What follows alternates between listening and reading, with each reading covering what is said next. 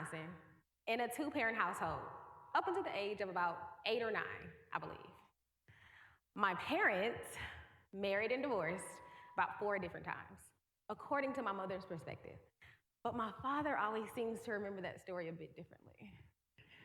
But for the most part, I had a pretty healthy childhood. It wasn't until my parents split for the last time that things took a bit of a turn for the worst. And all of a sudden, I was this kid with unhealthy self-esteem.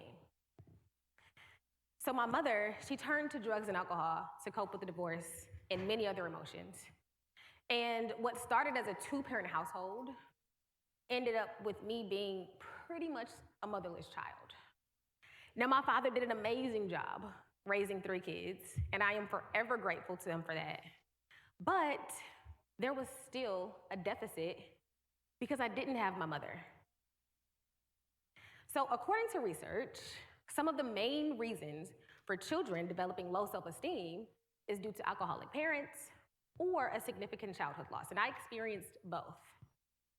I was an honor roll student up until my senior year in high school, barely graduating at the top of my class, and I got into legal trouble because I was hanging with the wrong crowd, and I made one bad decision after the next. But somewhere along that journey, I decided that those decisions were not going to define me. So I decided to join the Army, still struggling with low self-esteem, but wanting so badly to break these toxic cycles. And I knew that bad decisions led to missed opportunities, but I didn't want to miss this one. And I am super proud to say that today, 12 years later, I am an honorably discharged veteran with full retirement benefits.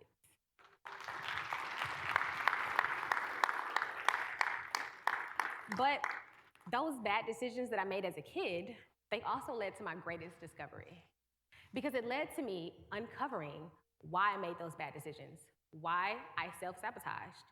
And I found that it was really due to the unhealthy self-esteem I had when I was a little girl. So I didn't think that I was worth much of anything. So I would do these things that portrayed my inner thoughts. And knowing what I know now as an adult, thoughts truly become things. So there is nothing that I need so much as nourishment for my self-esteem. So we nourish the bodies of our children, our employees, and ourselves, but how often are we nourishing that self-esteem?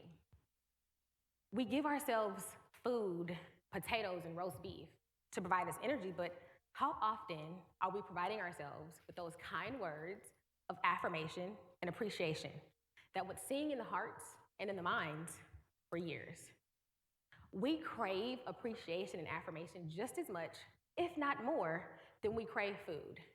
And showing someone sincere appreciation can literally change their lives. So, unhealthy self-esteem leads to a lot of unhealthy coping mechanisms. There are over 100 million kids around the world who suffer from low self-esteem. But did you know that low self-esteem leads to things like teen pregnancy, low academic achievement, violent behavior, self-neglect, and even suicide? So how many of those hundreds and millions of children aren't reaching their full potential because of that low self-esteem? Think about that for a second. And we all hear about potential, right? Discovering your full potential, unlocking your full potential. Well, you can't reach your full potential until you develop that self-esteem. Developing that will literally transform your mindset, and it will allow you to have access to the tools that you need to tap into what you're really capable of. So, in 2017, I decided to open up a self-esteem-based girls' learning center. I knew that there were tons of other girls who faced the same issues that I had when I was growing up, and I thought how cool and impactful it would be to create a solution to a problem that I had as a little girl. And I had the data to back that up, right?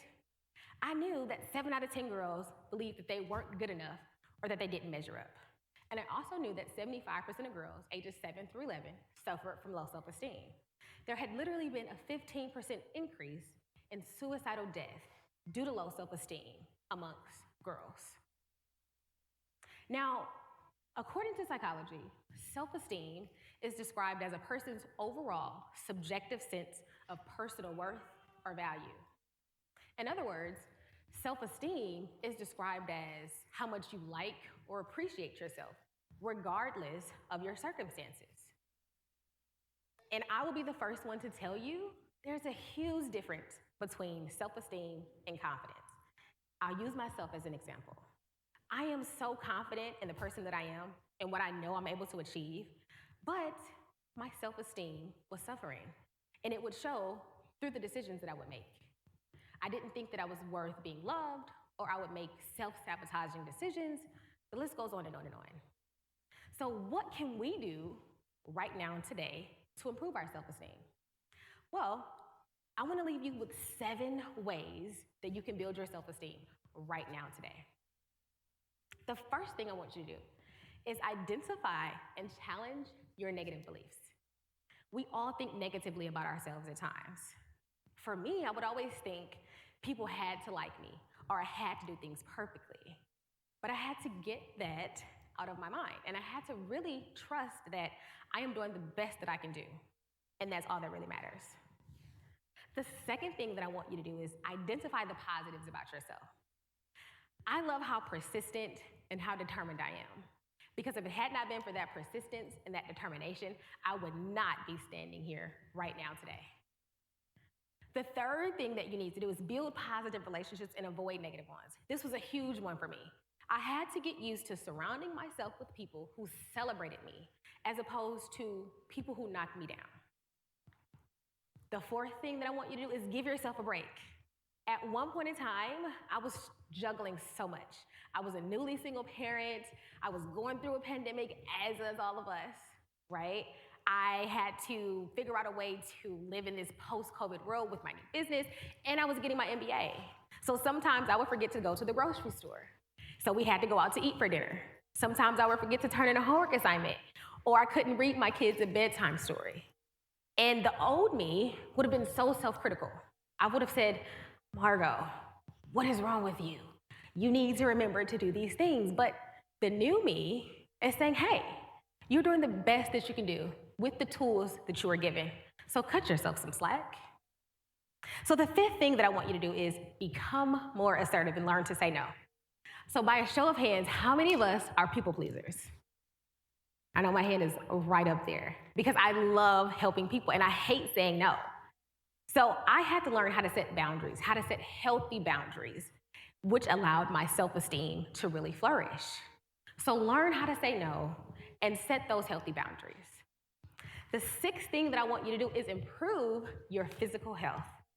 So if you are not taking at least 30 minutes out of each day to go out and run, walk, jog, then you need to change your lifestyle. I started this regimen about 2 years ago.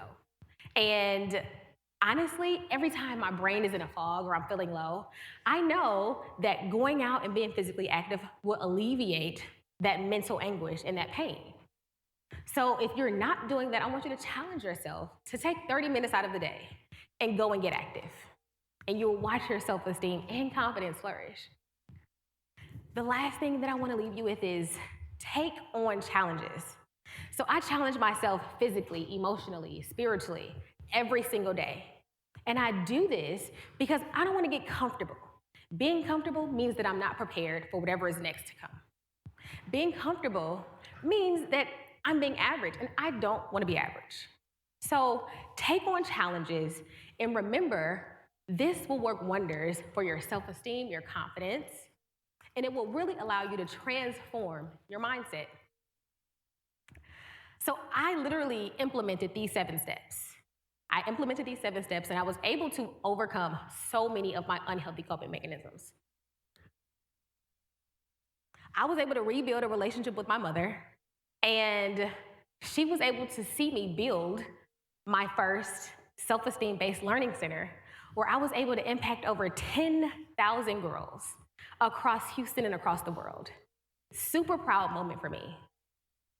Because of the healthy self-esteem that I developed, I was also able to say that right now today, I am an award-winning venture-backed, serial social entrepreneur. I've been able to overcome so many obstacles, break toxic cycles, and really put myself in a healthy mindset. Working on my self-esteem is something that I do every single day, and you won't get far without that. So I want to leave you with this call to action. I want you to work on developing your own self-esteem. Not only yours, but the youth that are around you. I know that this sounds cliche, but the children are literally our future. So if we are not showing them that we can love ourselves, how can we teach that to them? We need to build more thought leaders, and we need to build a positive future for our children.